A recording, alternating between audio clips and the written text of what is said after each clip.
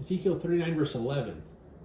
And I will make a vast graveyard for Gog and his hordes in the valley of the travelers east of the sea. It will block those who travel through, for Gog and all his hordes will be buried there.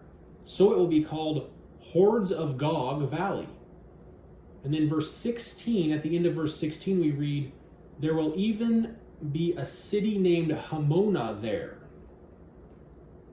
So Cook here says, quote, the passage to the beyond is now clogged with the crush of the living dead, end quote.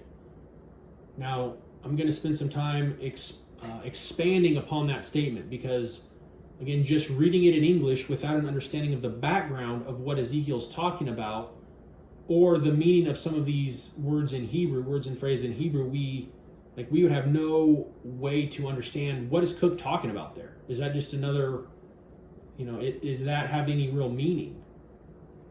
But it is very significant, his quote here. Again, I'm going to read it again. The passage to the beyond is now clogged with the crush of the living dead. It's another very, very interesting statement by Cook. So let's expand that because, again, we need to get into the Hebrew and into the mindset of the culture to understand what's being talked about. So first we need to understand the travelers. Who are they? According to Cook, the travelers, those traversing cosmic ontological boundaries, make up Gog's army. The force is ghoulish. Gog's troops are denizens of the pit. And the Hebrew word translated travelers is Ābarim.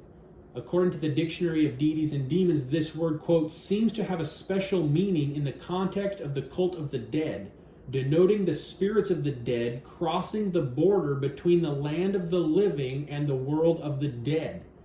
It can be interpreted as a divine name in Ezekiel 39, 11, and 14, which may have also been preserved in the geographical name Ābarim, end quote.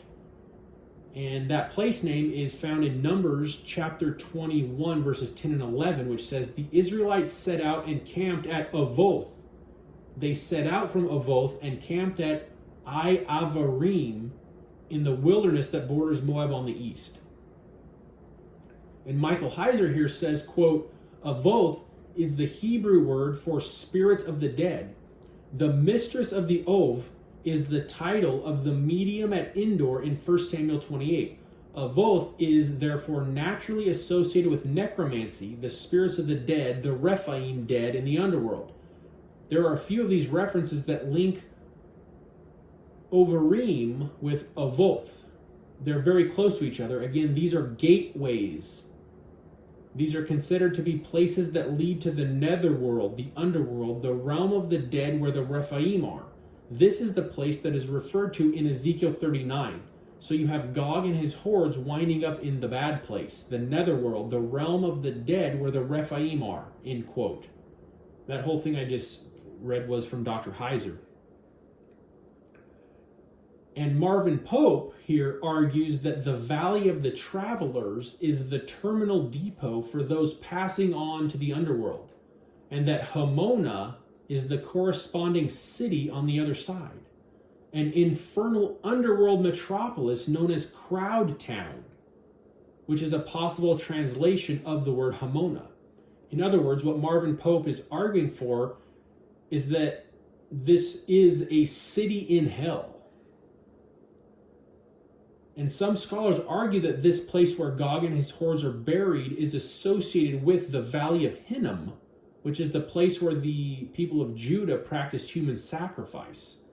And this area had been, as Cook says, quote, a ritual gate to the Netherworld through which parents passed their children. Now it morphs into a portal to the realm of the dead for Gog, end quote. Now, I had never heard of this suggestion of there being a city in hell before I was prepping this series. I thought that was very interesting. Again, never heard anything like that before.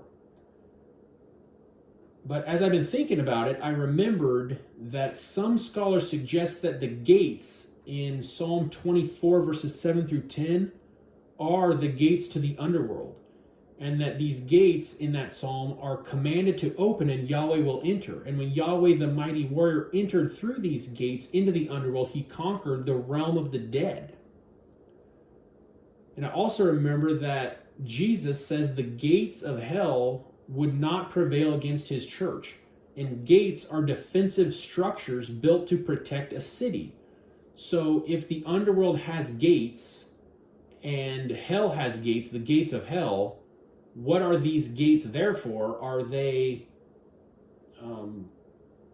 is this language used to communicate a literal truth, or is this language intended to be understood metaphorically?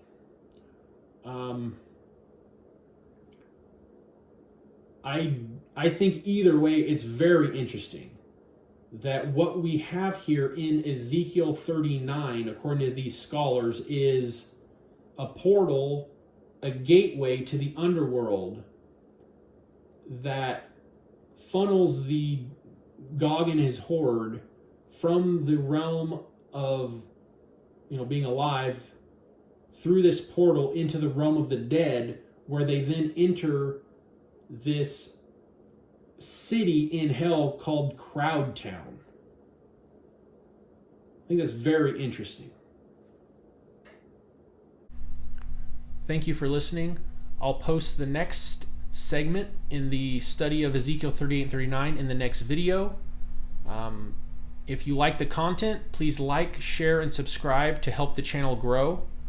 And here is the list of sources that I've used to compile this study. Thank you. God bless.